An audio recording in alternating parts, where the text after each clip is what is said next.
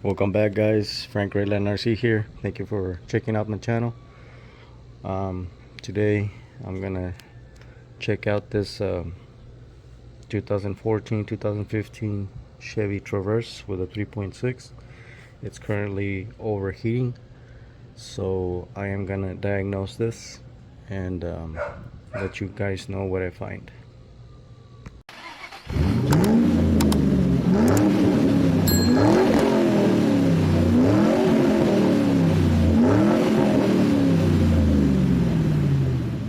Alright guys, so first what you want to do is you want to remove your cover here, your engine cover, because what we're looking for is any signs of leak. That's first, to see if it's actually leaking somewhere. We're gonna check the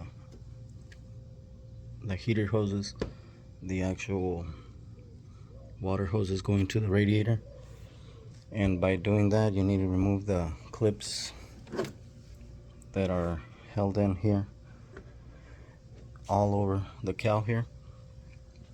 And I just used a small screwdriver and a plastic clip puller. So then you want to look at your hoses here, anything under the unit, on top of the unit, and the motor here. It doesn't look like there's any signs of any coolant leak or anything. So the customer, he added about a gallon of coolant yesterday, and he was driving it, and it was getting hot, and I actually saw it get hot. The fans were on, the engine was off, and so I'm suspecting it's gonna be the thermostat. And the thermostat's here. It's held by 1, 2, 3 bolts. I don't think I'm gonna need to remove these hoses. I'll just move it as an assembly to the side, remove the thermostat, and change it. This car has 99,000 miles, so I don't think they've ever changed it. So I'm gonna do that preventive maintenance. Also, check these hoses out. These are prone to break right here at the plastic, where it's mated by this coupler here. These seem to be okay, but this is one common failure on these Traverses, so take a look at those hoses as well. Alright guys, I loosened all the bolts. There's one that is gonna stay down there because you can't get it out of there. These clips you just push in with some pliers from the bottom and then pull out the hose on each one of them there. For the radiator hose down here, I'm using one of these locking clamps, so it'd be easier to remove because the pliers are too big to get in here.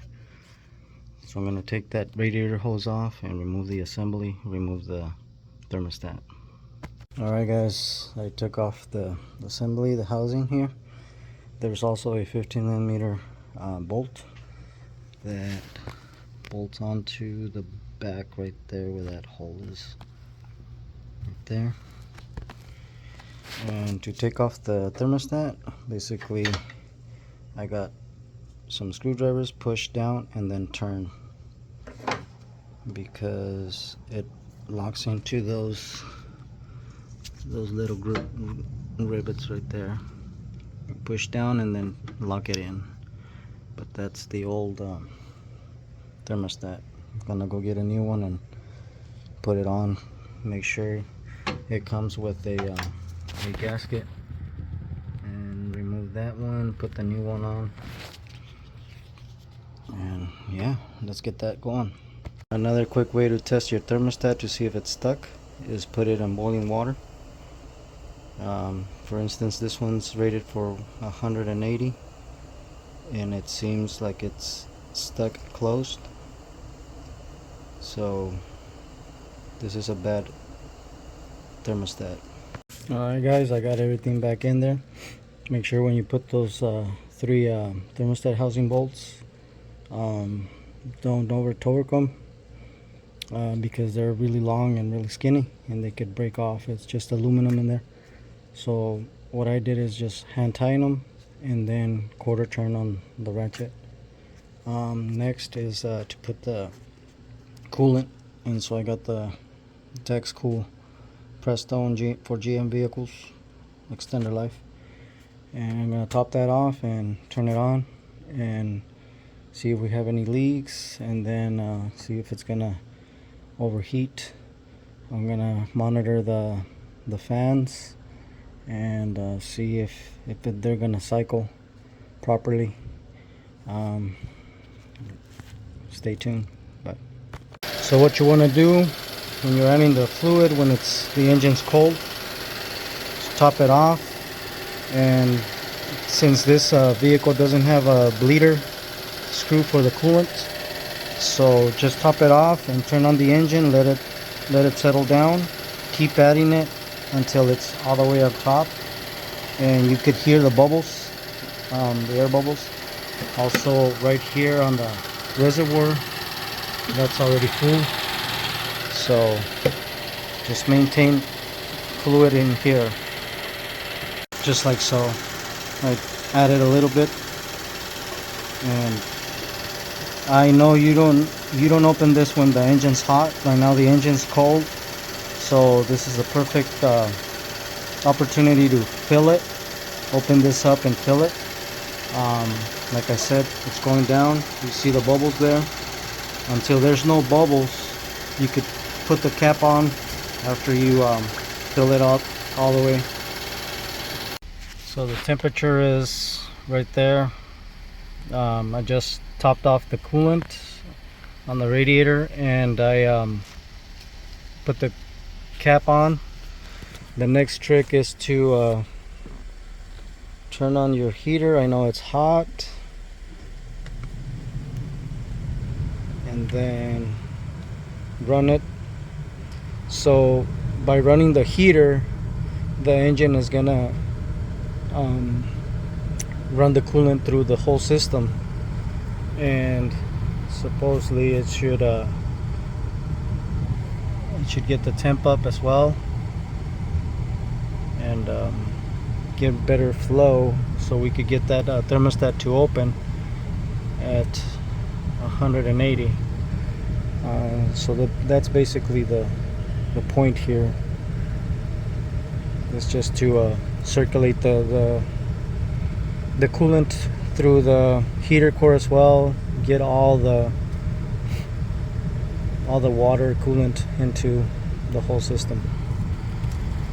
Another thing you want to see is if the fan turns on when you turn on the AC. I know it's not gonna turn on until it's up to temperature on the gauge, but there's primarily two speeds on the fan if it's a single fan. For example, if you turn on the AC, you should hear the primary fan turn on when you turn on the AC, and then there's also the secondary speed. If it's there you go, you could hear it. So that is the primary fan for the AC, and there's also, like I said, the secondary fan for when the engine meets temperature. So that one's working. I'm gonna shut it off, and then I'm just gonna wait to get new temperature and see if the actual fan for the engine is gonna turn on. Another quick tip is to rev the engine a little bit, get the engine temperature up to operating temperature. You could do that until the fan turns on. That's how you test the fan. And so that's how you test the fan. If it turns on after it's running for a while, you don't want the temperature to go above half, so we're gonna test that right now. So this Traverse has two fans, so there's a primary fan here and the secondary fan here. So one is for the AC and one's for the engine. And that's what I was talking about. But some of them have one single fan which has couple speeds for when you turn on the AC, it should turn on the fan, and also when the engine gets up to temperature, it should turn on the secondary speed. That's what I was explaining to you earlier. So at this point, temperature is going up, but I don't hear that primary fan turning on, so I'm gonna have to diagnose that. So right here in the fuse box, there is fan 2, fan 1, a 40 and a 30. So you gotta check to see if these are good. But I do see the fan is on. It's just not very loud. So I think in this instance, I think the fan is weak, and that's why it's overheating. Well, alright guys, so I found the problem for this overheating issue on this 2014-2015 Chevy Traverse with the 3.6. So as you can see, right here on the passenger side, it's all wet. That means